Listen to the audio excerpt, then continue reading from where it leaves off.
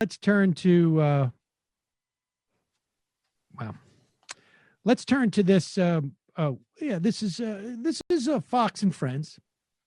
Fox is Fox has got some very strange ideas about what's going to impact this election and what's not going to impact this election. Now, Jamie, we were just talking about people are freaking out a little bit about the election, but it's hard to disaggregate that from the freak out about the coronavirus. We just played that clip from Jeff in Massachusetts, a Trump voter who says there's no frickin' way he's going to vote for Donald Trump this time around because frick that guy. He's, he's not taking the coronavirus seriously, has no idea what people are doing in terms of suffering because of it in one form or another. Yeah, he touched on the economic crisis as well. Yeah, but we're in a triple crisis at least.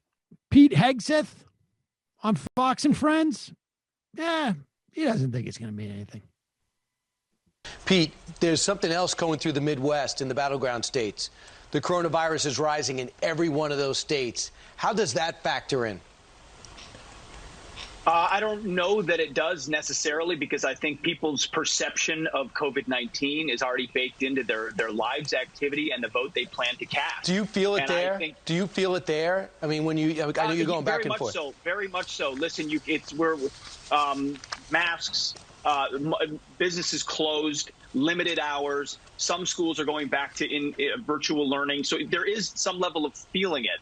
But when you have a contrast between a candidate saying, I see a dark winter, I want a national mask mandate, I'm going to keep you closed, and a president who said, look at the GDP, we're going to reopen, we're going to be responsible, we've accelerated a vaccine because we want to get back to being open and optimistic in people's livelihoods. I think that contrast, even if the numbers of COVID, again, it's cases is very different than hospitalizations and deaths. I think that contrast actually helps the president who's being optimistic in this moment. Now, Pete should check his paper again, because he'll find that the deaths and the hospitalizations are also going up. They're just a lagging indicator. So here he is saying, oh, no, we feel it. We feel it. We can feel it surging. But, we like the optimism. And a lot of people would call that delusion. So in Pete Hegseth's mind, people are not going to worry about the surging coronavirus. That's not going to implicate their vote at all. But if you keep your TV on Fox long enough, you'll hear later in the day Bill Hemmer and Brett Baer talking about things that they do think will matter in the election, and this is pretty good. I want to get to the story about Twitter today. They have apparently picked up on Mark Morgan's Twitter account, who's U.S. Customs and Border Protection Commissioner, suspended him after he sent out a tweet about the wall and border security. Now, I don't know what your sense of that is, but I guess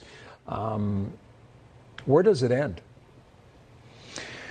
Listen, I believe this could actually move some votes in these closing days. I think that the censorship issue is something that independents have a problem with, and they really fear that that is a big issue, that they're not getting, that somebody's getting shut down for something as innocuous as talking about the border wall. And so you have that issue. Then you have the Biden story issue. You have Glenn Greenwald resigning from The Intercept because he said that they wouldn't cover anything negative about Joe Biden. I do think that the story overall does resonate with people who have a problem with censorship in general. Yeah. In what universe is there a voter going like, I've been sitting on the fence, I'm not sure where to go, but the stuff with Glenn Greenwald and The Intercept, forget it. I'm voting Trump. Are you serious? As an independent voter and a reader of The Intercept, I want a president who will do something about this injustice. Exactly. I want more presidential authority on whether the founder of my favorite, magazine that would report on the national security state. I want them to have the authority to force them not to edit him. And plus, this whole thing with that guy, Mark Stevenberg on Twitter, the fact that they shut down his account. Like, I don't even know, like, the name of the guy who they're talking about. You don't know Mark Morgan? Oh, my gosh. He's the martyr of our age. I don't even go on Twitter anymore because Morgan's account's locked up. What's the point? I assume that they cut out the part in Jeff from Mass's video where he does express some concern about Mark Morgan. That's right. Exactly. So he has to weigh these factors very I'm carefully. freaking pissed about what's going on with coronavirus. And then all of a sudden they're censoring Mark Morgan on Twitter. Like, what the frick? Are you kidding me? So I went over to Insta to see if I could pick up his account on Insta, and he doesn't even have an Insta account. So I had to go over to Facebook to see if I could find him on Facebook, and ended up I'm following him on TikTok now. So, but if he gets bumped from TikTok, forget it. I'm voting for Trump. Not gonna. You kidding me? What? Like, I just can't believe these guys say this stuff with a straight face. And those are the news guys. Well, they have to say something. Yeah, right? I mean, what they mean is, like, there's any number of things that, like, really animate people who aren't really politicized. I mean, I would name healthcare as one of those things. But of that subset, the things that the Republicans can actually speak to, it's basically like this cancel culture. You're being censored for, like, expressing opinions thing. But these are really, like, this isn't, I don't know, Pat Boone getting censored, or James Woods getting censored, or who's that Chuck? Who's the game show host guy? Chuck Worley.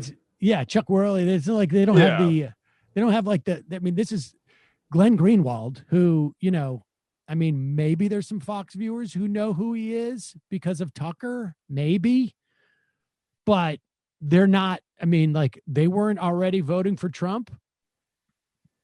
And then just like, I can't believe that. Like, I would bet it's hard to find a name that people don't recognize more than Mark Morgan. Like, that's. I don't know. I can't believe they censored that queer who's friends with Tucker. Exactly.